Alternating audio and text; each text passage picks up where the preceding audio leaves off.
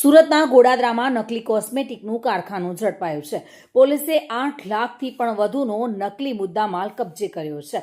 સુરતના ગોડાદરામાં ફરી એકવાર નકલી કારખાનું ઝડપાયું છે. પોલીસ કાર્યવાહી દરમિયાન પોલીસે હિતેશ ભરત કાતરિયા નામના આરોપીની ધરપકડ કરી છે. સુરત શહેરના ગોડાદરા વિસ્તારમાંથી બ્રાન્ડેડ કોસ્મેટિકના નામે નકલી પ્રોડક્ટ્સ બનાવતા અને તેને ઓનલાઈન વેચતા એક કારખાનાનો પર્દાફાશ કર્યો છે. પોલીસ કાર્યવાહી દરમિયાન પોલીસે હિતેશ ભરત કાતરિયા નામના આરોપીની ધરપકડ કરી છે અને આ કેસમાં અંદાજે ₹8 લાખથી વધુ કિંમતનો નકલી કોસ્મેટિક્સનો મુદ્દામાલ જપ્ત કરી આગળની કાયદેસરની કાર્યવાહી હાથ ધરી છે.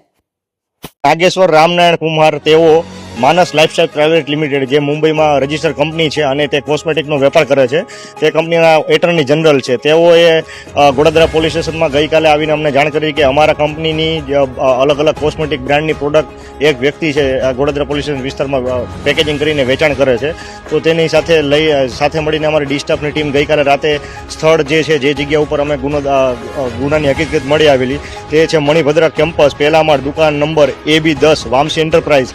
અને ત્યાં હિતેશભાઈ કાતરિયા કે જેઓ આ ઓનલાઈન પ્રોડક્ટનું ડુપ્લિકેટ નામ હોવા છતાં પણ ઓનલાઈન પ્રોડક્ટનું વેચાણ કરતા હતા તે તમને ત્યાં મળી આવેલો અને તેની બધી તપાસ કરતા અલગ અલગ 6 જેટલી કોસ્મેટિકની અલગ અલગ બ્રાન્ડની બોટલો છે તે ઘણો મોટી માત્રામાં મુદ્દામાલ કબજે કરીને અમે કાયદેસરની એની કાર્યવાહી કરી.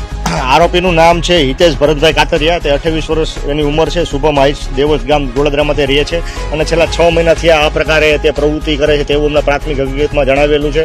તે અલગ અલગ જગ્યાએથી પોતે જે કોસ્મેટિકની બોટલ છે તેના સ્ટીકર છે અને કેમિકલ છે 3 અલગ અલગ જગ્યાએથી લઈને પોતે પેકેજિંગ કરીને વેચતો હતો અને તે ફ્લિપકાર્ટમાં પણ આવી રીતે ઓછી કિંમતે આ બધી કોસ્મેટિક પ્રોડક્ટ વેચતો હતો તેવું અમને પ્રાથમિક હકીકતમાં અત્યારે હાલ સુધી જાણવા મળે.